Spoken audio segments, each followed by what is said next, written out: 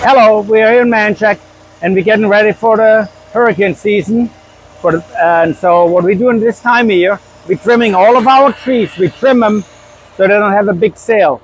Since in all the storms, I never lost a tree. And we're also doing it so we hopefully never get a storm. It's like an offer to the storm gods. So look, our palm trees, they have a very small. We make everything small right now. Every tree gets trimmed. Up there, our palm trees, everything small, small, small.